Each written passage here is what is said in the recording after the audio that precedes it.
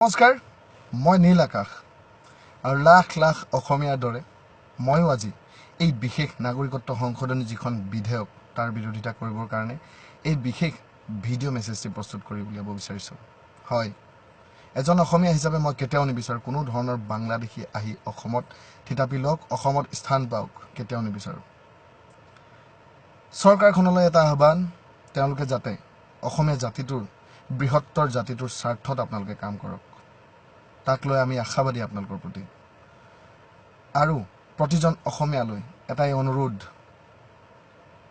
আমাৰ নিজৰ মাজত আজি আমি বিভিন্ন ধৰণৰ ভাগ বিতৰণ কৰাৰ কাৰণে, বিভিন্ন ধৰণৰ ভেদভাৱ অনাৰ কাৰণেই, বিভিন্ন ধৰণৰ জাতি উপজাতিৰ বিচাৰ কৰাৰ কাৰণে আজি বহুত লোকে আমাক এনেকৈ বিপথে পৰিচালিত কৰিবলৈ, এনেকৈ বিপদত পেলাবলৈ সুযোগ আৰু সুবিধা লাভ কৰিছে।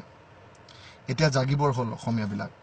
আমি অসমীয়াবিলাক সদায় এটাই ধৰ্ম পালন কৰিব লাগে, অসমীয়া ধৰ্ম। এটাই ভাষাৰে আমি ইজনে সিজনৰ পৰিচয় দাঙি ধৰিব লাগে, অসমীয়া ভাষা। আৰু আমাৰ অসমত আমাৰ মাজত জাতি উপজাতি নাথাকি এটাই মূল জাতি থাকিব লাগে, অসমীয়া। মই ভাবোঁ, মোৰ ব্যক্তিগত ধাৰণা। গতিকে এজন অসমীয়া হিচাপে এইখন বিধেয়কৰ মই বিৰোধিতা কৰিছোঁ, আপোনালোকেও কৰক লাখ লাখ অসমীয়াৰ দৰে। এতিয়া আমি একগোট হ'বৰ হ'ল আমাৰ জাতিটোৰ স্বাৰ্থত, আমাৰ জাতিটোৰ ভৱিষ্যত সুৰক্ষা কৰাৰ স্বাৰ্থত, আমাৰ ভাষাটোৰ ভৱিষ্যত সুৰক্ষা কৰাৰ স্বাৰ্থত। সদায় থাকিম লগত, লাচিতৰ দেশৰ ডেকা ময়ো। সদায় থাকিব তেজত, যেতিয়াই বিপ্লৱ হ'ব তেতিয়াই ময়ো থাকিম, আপোনালোকো থাকিব, একগোট হৈ থাকিম।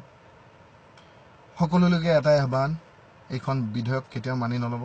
চৰকাৰখনলৈ আকৌ এবাৰ অনুৰোধ জনাইছোঁ, মই আহ্বান জনাইছোঁ আপোনালোকৰ প্ৰতি, যাতে আপোনালোকে অসমীয়া, এই বৃহত্তৰ অসমীয়া জাতিটোৰ স্বাৰ্থত কাম কৰিব সদায়।